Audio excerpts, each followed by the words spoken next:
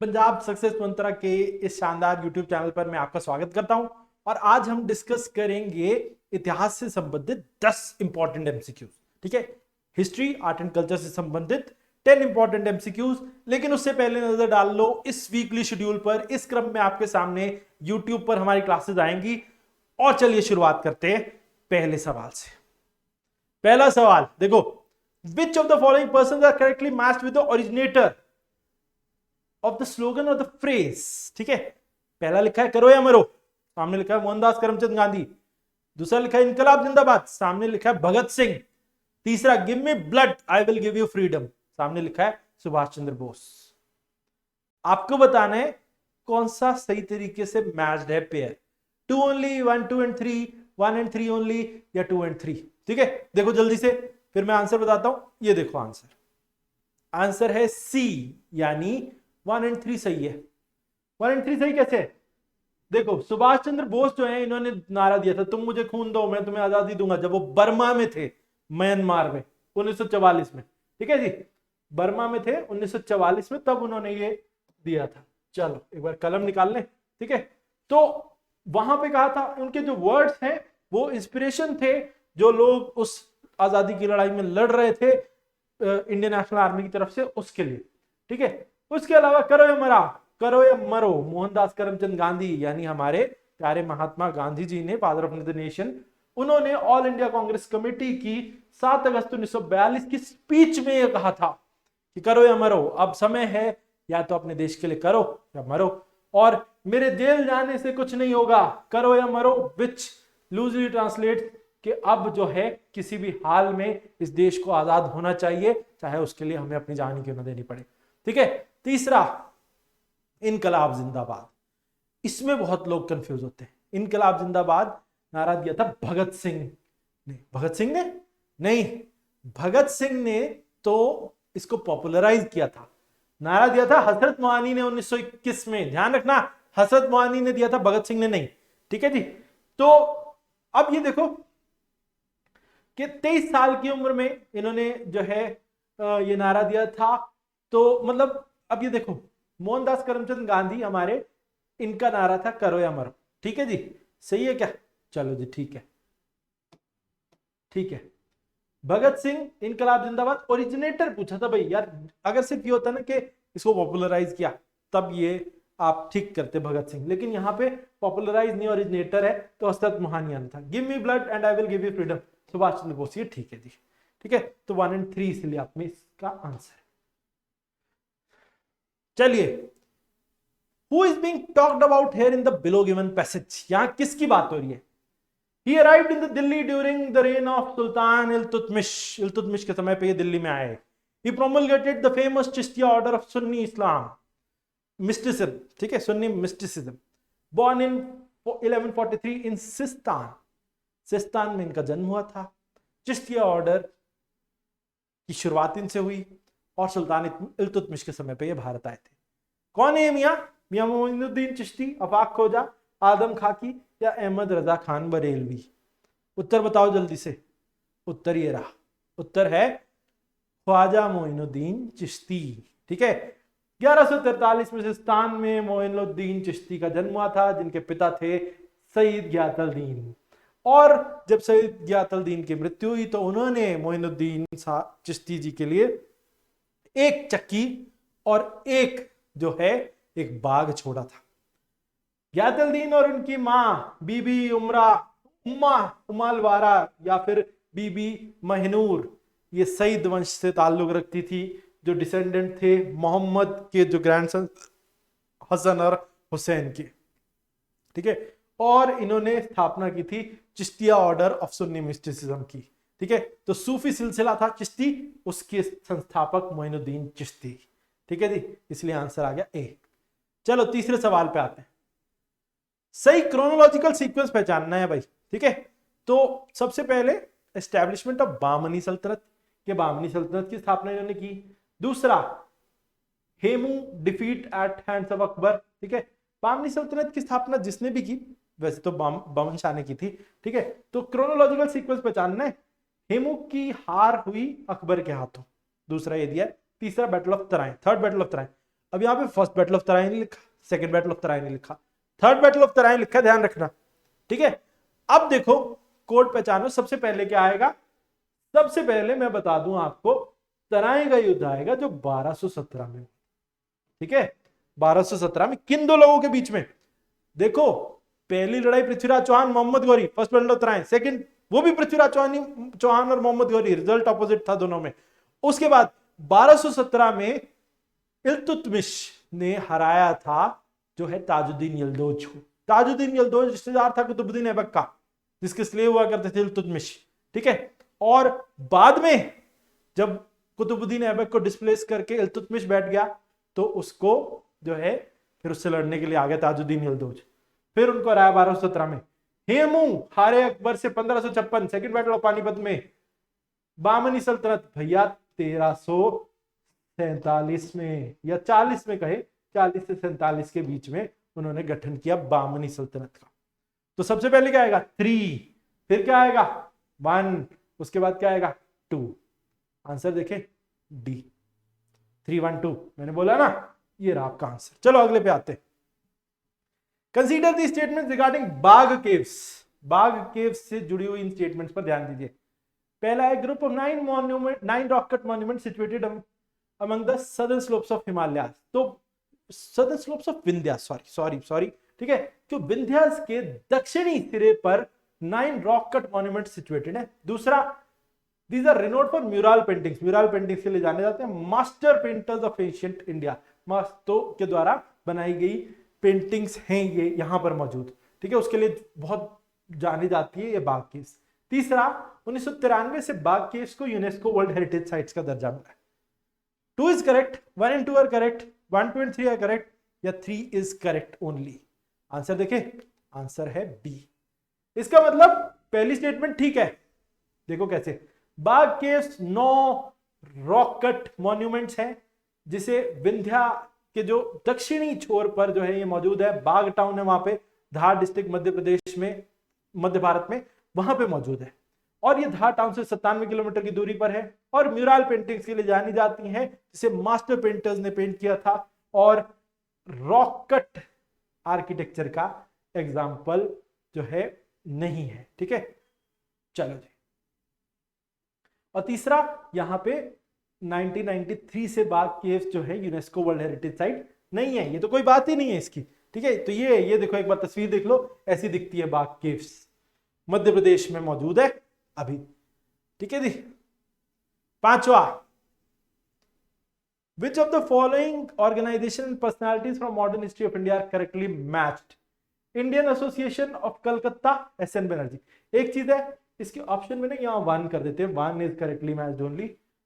Bombay presidency association, Sachindra Nath Sanyal. Forward block, captain Mohan Singh, ठीक है जी। तो आप देखो इसमें सही उत्तर क्या है, मैं आपको आंसर की तरफ ले चलता हूं, ठीक है। 3 दिए हुए, आपको सही बताना है, करेक्टली मैच पहचानना है, ठीक है जी। मैं आपको आंसर बताता हूं, आंसर देखो ये है। फॉरवर्ड ब्लॉक 1939 में इसका गठन किया गया था सुभाष चंद्र बोस के द्वारा, और इंडियन एसोसिएशन ऑफ कलकत्ता ही जाना जाता है किसके नाम से, इंडियन लीग के नाम से।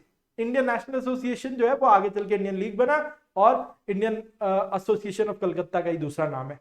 इसे सुरेंद्र नाथ बनर्जी और आनंद मोहन बोस ने बनाया था। बॉम्बे प्रेसिडेंसी एसोसिएशन में थे बदरुद्दीन तैयबजी, फिरोज शाह मेहता और के.टी. तेलांग। 1885 में उन्होंने ये बनाया था। तो ये देख लो, यहाँ पे क्या था, यहाँ पे captain Mohan Singh forward block, अरे भाई सुभाष चंद्र बोस आना था। बॉम्बे प्रेसिडेंसी सचिंद्र सान्याल का नाम नहीं था। Indian association of Calcutta Indian league ही है, तो भाई सुरेंद्रनाथ बनर्जी सही तो है। 1 ओनली इज करेक्ट आया, 1 only is correct is your answer. चले अगले सवाल पे चलते। Identify which ruler is being talked about from medieval history of India. यहां किसकी बात हो रही है? ही dethroned his unpopular successor Aram Shah in 1211 and set up his capital at Delhi। इन्होंने आराम शाह को हटाया और खुद दिल्ली में जो है वो अपने एक कैपिटल की स्थापना की। इन्होंने बुखारा और गजनी में अपनी शुरुआती लाइफ बिताई और 1190 में घुरिड स्लेव कमांडर ने इन्हें खरीद लिया दिल्ली में। अब ये है कौन? ठीक है, आंसर है सी, इल्तुतमिश। इन चारों में से आंसर है इल्तुतमिश। ये तो पता ही लग गया था क्योंकि साल जो डिस्कस किए जा रहे हैं वो गुलाम वंश से जुड़े हुए हैं। गुलाम वंश में और कोई नाम दिखता है क्या आपको? इब्राहिम लोधी गुलाम वंश से, लोधी वंश से। बहादुर शाह क्या गुलाम वंश से? नहीं जी। शाहजहां भाई मुगल से हैं दोनों, बहादुर शाह भी और शाहजहां भी। तो इल्तुतमिश है सिर्फ गुलाम वंश से, उन्हीं का पीरियड की बात हो रही है। ठीक है, शमसुद्दीन इल्तुतमिश,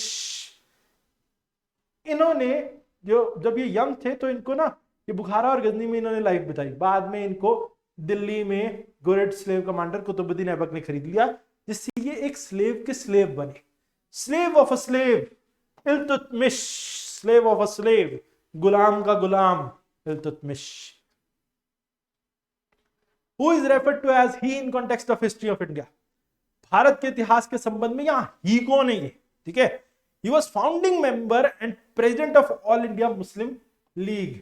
तो ये फाउंडिंग मेंबर थे और प्रेसिडेंट थे ऑल इंडिया मुस्लिम लीग के। दूसरा, during the 3 round table conferences in London from 1930 to 32 he played an important role to bring about Indian constitutional reforms.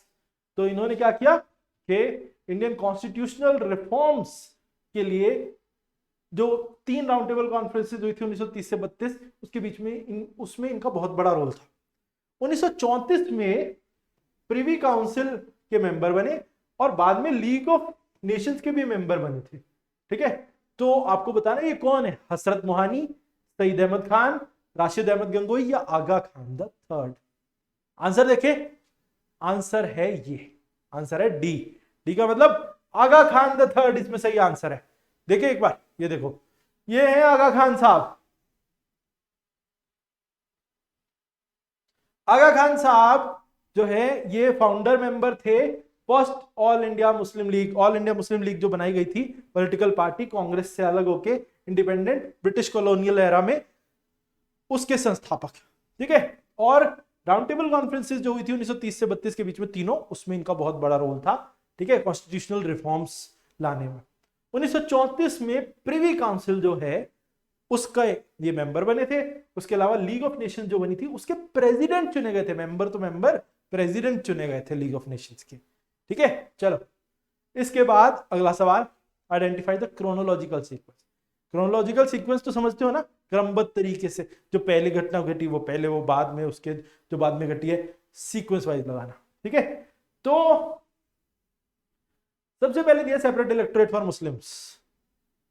भैया थोड़ा भी पढ़े लिखे लोग बता देते हैं, सेपरेट इलेक्टोरेट फॉर मुस्लिम्स 1909 का है, मॉर्ले मिंटो रिफॉर्म्स का। स्वराज पार्टी का गठन, स्वराज पार्टी भैया 1922 में गया सेशन में नो चेंजर प्रो चेंजर आपस में टकरा गए थे, तलवारें खिंच गई थी और बोल रहे थे भाई हम तो इलेक्शन लड़ेंगे। प्रो चेंजर कहते थे, नो चेंजर कहते थे जैसे चल रहा है चलने दो। नो चेंजर वाले थे C Rajagopalachari and party, दूसरे थे Motilal Nehru and C R Das. तो स्वराज पार्टी 1922-23 आएगा। खिलाफत मूवमेंट, खलीफा, तो खलीफा बैठे थे ना तुर्की में, उनके लिए भारत में हक मांग रहे थे मुसलमान, कह रहे थे भैया उनको खलीफा को उनकी जमीनें वापस करो। 1918 से 1922 तक। थर्ड राउंड टेबल कॉन्फ्रेंस 1932 की है, 1930 में पहली, 31 में दूसरी, 32 में तीसरी। ठीक है, चलो तो सीक्वेंस देखें, पहले आ गया ये, नहीं पहले आएगा ये, यानी 1 सबसे पहले आएगा, फिर आएगा 3, फिर आएगा 2 और फिर आएगा 4, यानी कि सी आंसर आना चाहिए। ठीक है जी, चलो देख लो, गलत तो नहीं बताया मैंने, देख लो एक बार। ठीक है, चलो अगला, identify who is being talked about here in the context of Indian history. यहां भारतीय इतिहास के संदर्भ में किसकी बात हो रही है? Father of revolutionary thoughts in India of India, he became major leader of Indian National Congress at the Madras session of Indian National Congress held in 1887. He made a strong statement on repeal of Arms Act which was discriminatory in nature. Shri Aurobindo referred to him as mightiest prophets of nationalism. कौन है ये? बाल गंगाधर तिलक, बिपिन चंद्र पाल, लाला लाजपत राय या गोपाल हरि देशमुख? देखो ये आदमी है बिपिन चंद्र पाल। ये देखो, बिपिन चंद्र पाल को फादर ऑफ रेवोल्यूशनरी थॉट्स कहा जाता है। इन्होंने मद्रास सेशन में जो 1887 था का सेशन था, जिसमें बदरुद्दीन तैयब जी कांग्रेस प्रेसिडेंट चुने गए थे, उसमें आर्म्स एक्ट के बारे में कहा कि भाई इसको रिपील किया जाना चाहिए। भैया डिस्क्रिमिनेटरी है, भेदभाव करता है, हम क्यों ना हथियार रखे, हम हथियार रख ही नहीं सकते किसी भी तरीके का। ठीक है, लाल लाजपत राय, बाल गंगाधर तिलक के साथ मिलके ये लाल बाल पाल ट्रायो बनाते थे, एक्सट्रीमिस्ट नेता तीनों। श्री अरबिंदो के साथ मिलके इन्होंने नियो नेशनलिज्म की शुरुआत की थी, पूर्ण स्वराज का नारा दिया, स्वदेशी, बॉयकॉट, नेशनल एजुकेशन, सब जो है सब के सब अभियान इनके थे। ये साहब बिपिन चंद्र पाल। ठीक है, चलो आखिरी सवाल पे आते हैं आज के। फिर से क्रोनोलॉजी सीक्वेंस पे जानना है। सबसे पहले दिया दिल्ली को कैपिटल बनाया गया ब्रिटिश इंडिया का। फिर last of the government of India act pass during British era, अंग्रेजों के समय में पास की गई सबसे आखिरी गवर्नमेंट ऑफ इंडिया एक्ट। उसके बाद मॉन्टेग चेम्सफोर्ड रिफॉर्म्स, और फिर आखिरी में मॉर्ले मिंटो रिफॉर्म। देखो मैं सामने डेट्स डालता हूं, आप भी देख लो एक बार, 2 मिनट अपने हिसाब से सोच लो, फिर मैं बताता हूं। देखो 1911 में किंग एडवर्ड के समय पर, जॉर्ज नहीं, किंग एडवर्ड के समय पर भारत में घोषणा की गई थी कि दिल्ली को कैपिटल बनाया जाएगा। और last government of India act ये तो 1935 की है, GOI act 1935। Montague Chelmsford reforms भैया 1919 के हैं, क्योंकि मॉन्टेग कौन, सेक्रेटरी ऑफ स्टेट उस समय के, चेम्सफोर्ड कौन, वाइसरॉय उस समय के, मॉर्ले 1909 में secretary of state, Minto viceroy तो 1909। अब सीक्वेंस देखना, सबसे पहले आएगा ये, फिर आएगा ये, फिर आएगा ये, और फिर ये, तो मतलब 4 1 उसके बाद 3 2, 4 1 3 2 कौन सा है, सी ऑप्शन, खत्म, अटैक।